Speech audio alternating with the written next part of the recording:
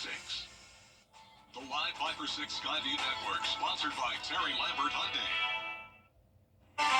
Very warm and mostly dry for your Memorial Day. It's also pretty windy and cloudy, but overall that threat of severe weather is going down. I'll have more details on that straight ahead.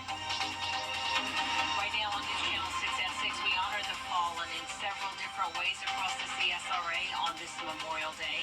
We'll take you to ceremonies across the area and show you how our nation's heroes are being remembered. Your News at 6 starts now.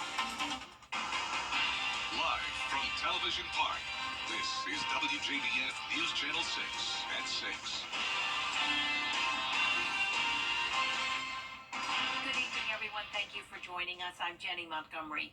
Coverage you can count on begins with our southern line counties under a severe thunderstorm watch.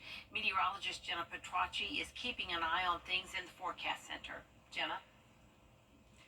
That's right, Jenny. We're still under that watch over the next few hours, though I think there is a good chance that they may end up dropping that early, because notice as we take a look at the Live Viper 6 here across the CSRA, we are actually pretty much nearly completely dry with the exception of this one storm here that's now moving into Washington County. This is not strong or severe at the moment. No lightning here, just some brief heavy rain, and this is headed towards Sandersville. So heads up if you're over there, but notice the bulk of the rain and storms is well to our south and west, and all of this is moving in an easterly direction, so it will be staying to our south. It's just going to be some of these pop-up storms you can see peppered about here that we'll have to watch over the next couple of hours, but definitely not a widespread severe threat.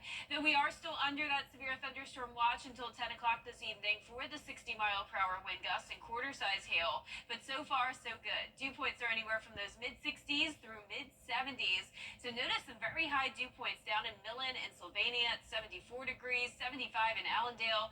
That's definitely enough moisture to see those storms get strong to severe. We just don't have a lot to work with.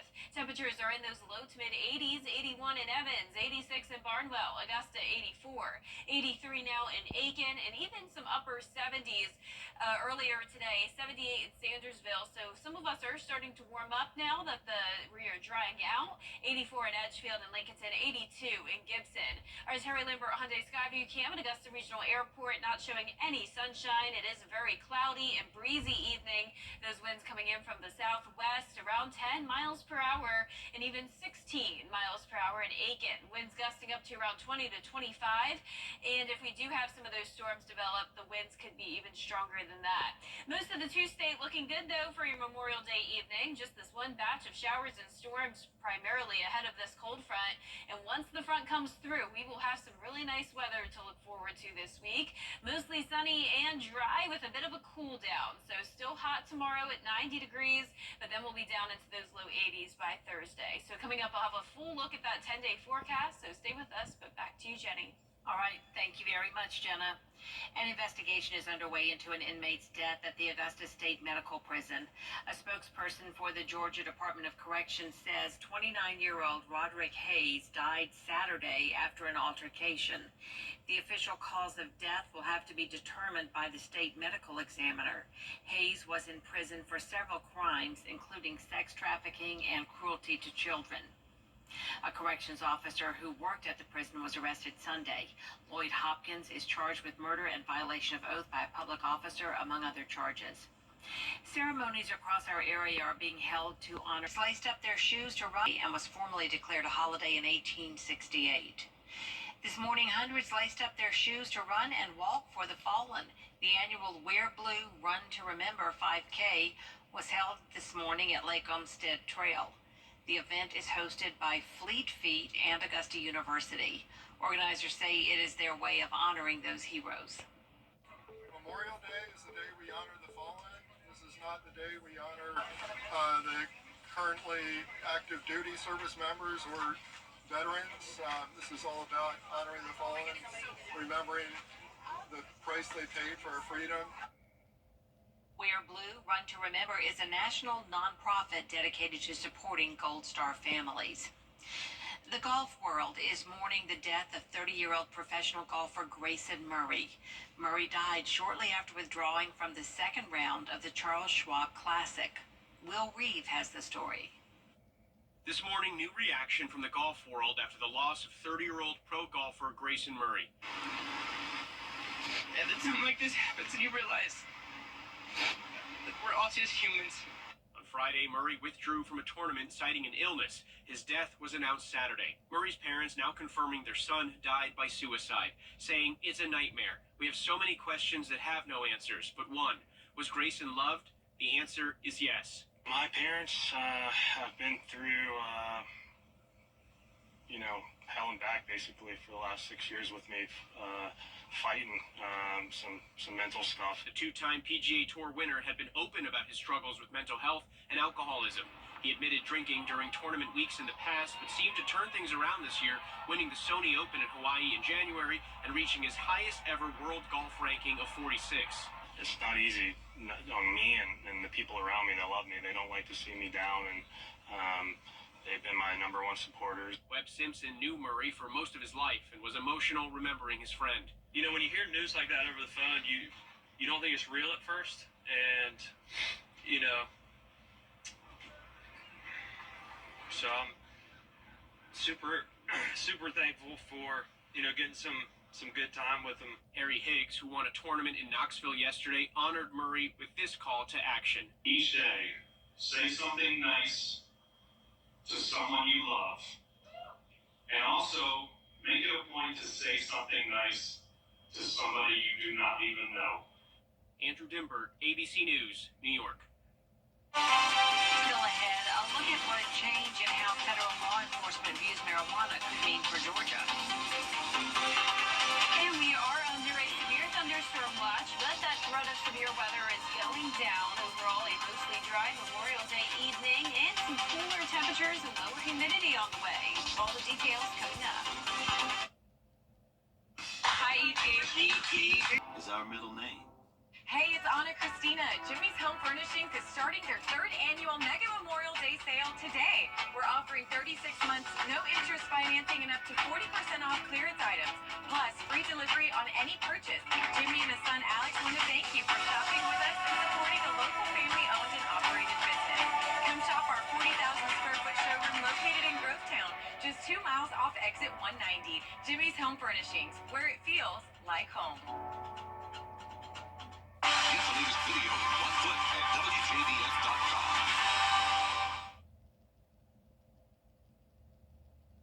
A renewed push by the U.S. Drug Enforcement Administration to reclassify marijuana as a less dangerous drug could bring changes to Georgia law. It's currently a crime to have marijuana in Georgia, whether you buy, sell, or plan to manufacture it. The Justice Department's proposal would not legalize pot for recreational purposes, but it would recognize the medical benefits of cannabis. It would allow, as soon as that federal regulation change occurs, for marijuana to be prescribed and dispensed for medical use at dispensaries across Georgia. It would not impact recreational use, although there are cities and counties that have already decriminalized minor use possession by decreasing the penalties that their DAs and their police departments will enforce of an ounce or less. While the federal change does not legalize marijuana for recreational use, half of U.S. states have already made it legal.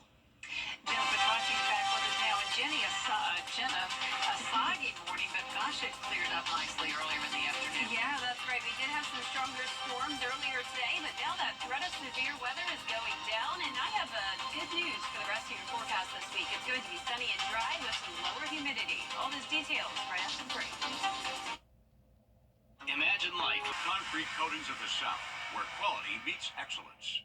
Over the years, thousands of people have gotten their hands on one. And who knows, you could be next. Win your very own Good Morning Augusta coffee mug at WJBF.com/coffee club.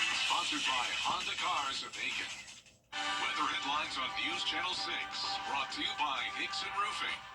The live 5 for 6 mobile app. Download it today. Now, your most accurate accurate forecast with WJBF Live Viper 6. Welcome back. We did have some stronger storms earlier today, but overall things are looking much better now on Live Viper 6. We are actually mostly dry across the CSRA now with just some isolated storms moving in. You can see it's down in Washington County around Sandersville where we have some of those light showers. They were a little bit heavier earlier, but even this activity is falling apart. So overall, that threat of severe weather is diminishing. Notice the bulk of the activity down towards our south and west, in between Atlanta down to Albany. That's where we have some of the stronger storms with torrential rain, frequent lightning, and even some strong wind gusts and hail within these polygons. But all of this activity is moving towards the east, so it will miss us. Our Terry Lambert Hyundai Skyview Cam over at the Amentum Center in Aiken, nice and dry, but it is cloudy outside. We're sitting at 84 degrees, west-southwest wind of 10 miles per hour. Mostly low to mid 80s across the area, but even some upper 70s in Sandersville, 78, 79 in Wrightsville, 84 in Lincolnton. Barnwell, you're at 86 degrees, 87 in Bamberg, and satellite radar showing a cold front knocking on our door. That's the reason for the area of storms to the south of it. But once the cold front passes, we will have this drier air move in to look forward to the rest of the week. So that means humidity is going down. Dew points will be into those low 50s Wednesday and Thursday, back into the comfortable range. And on top of that, we will have some cooler mornings. So tomorrow morning we'll be at around 66 degrees, still pretty muggy, but dropping by 10 degrees by the weekend, 56 going into the start of the weekend. We do have that severe thunderstorm watch for our southern lying counties until 10 o'clock tonight. I'm expecting this to be dropped sooner than later, though, as that threat of severe weather is going down. But this is for those 60-mile-per-hour wind gusts and quarter-size hail. I have lowered the threats to low for high winds, tornadoes, large hail, and flooding. So definitely not expecting much severe weather potential, if any at all. 7 o'clock tonight, we do see some showers trying to make their way into our area. And by 9 o'clock this evening, our northern counties could have a little bit of rain, but I'm not expecting that to be strong or severe. By midnight, we'll be completely dry and the clouds will break apart as we go into our Tuesday morning. So plenty of sunshine expected for tomorrow. Cold front moves through and then the wind direction shifts, coming in from the northwest, bringing in the cooler and drier conditions. Not much going on across the Tuesday over the next couple of days to come. It will be beautiful weather to be out and about in, and once again, the lower humidity will make it feel even better. Our lows tonight will be in those mid to upper 60s, highs tomorrow in the upper 80s to low 90s, and here's a look at your 10-day forecast. A really beautiful and consistent week. The only big change is that slight drop in temperatures. So we're going from 90 on Tuesday to 83 on Thursday. Low temperatures going from the mid 60s to mid to upper 50s. And I'm trying to get to, there we go, our umbrella winner graphic. It is Debbie Thompson. You are today's winner, and Debbie is from Augusta, Georgia. Congratulations, Debbie. You have won a Viper 6 umbrella you can pick up here at the station and sign up to win yours on WJBF.com. All right, Jenna, thanks so much. We'll be right back. The Memorial Day sales event is going on all. Now, WJBF sports coverage you can count on. Matchups for the 2024 NCAA baseball tournament were announced on Monday, and one conference set a record for the number of teams vying for a College World Series. That conference is, of course, the SEC, with 5 nationally ranked teams and 6 unranked teams all making it into the tournament. The Southeastern Conference has entered the record books yet again. The 11 SEC teams in the 2024 NCAA tournament is the most teams from a single conference to make it in a given year, and the SEC is breaking its own record of 10, which was set just last year. So let's get a look at the opening matchups for the ranked teams. The winners of the SEC tournament, number 1 Tennessee, will be taking on Northern Kentucky. Kentucky faces Western Michigan. The number 3 Aggies take on Grambling. Arkansas is facing Southeast Missouri State, and the 7th-ranked Georgia Bulldogs will face Army to open tournament play. For more information on these matchups and the other 6 teams, including the defending champion LSU Tigers, head over to WJBF.com for a full list of SEC matchups. And on the ACC side, the Clemson Tigers have also made it into the tournament. The number 6 overall seed will host number 2 Vanderbilt, number 3 Coastal Carolina, and number 4 High Point in a double elimination regional. All of that excitement starts on Friday inside Doug Kingsmore Stadium. Ronald Acuna Jr. exited Sunday's game against the Pirates after sustaining an injury that would later be determined to be an ACL tear. The Braves organization confirmed on Twitter that Acuna underwent an MRI that revealed a complete tear in his left knee. He's set to undergo surgery, but a date is not set. We wish him a speedy recovery as he will be out for the remainder of the season. And finally tonight, some sad news from the basketball world. Hall of Famer Bill Walton passed away on Monday following a prolonged battle with cancer. At 6'11", Walton was one of the most skilled big men to ever play the game. He was a student of John Wooden at UCLA, where he won 2 NCAA titles before being drafted #1 overall by the Portland Trailblazers in 1974.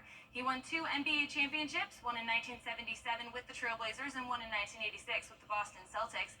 And after his NBA career, he turned to broadcasting, where he became a beloved analyst, covering college and professional basketball. His friends, family, and colleagues all took to social media on Monday to pay tribute to the legend, and our thoughts are with them at this time. Bill Walton was 71 years old. That does it for sports. All right, Kira, thank you. Coming up, it's an airline that's really gone to the dogs.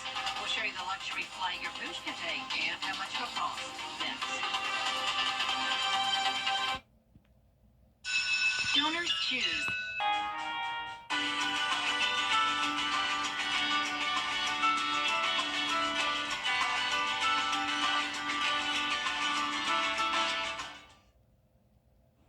Finally tonight, a luxury airline for dogs and their humans has taken off.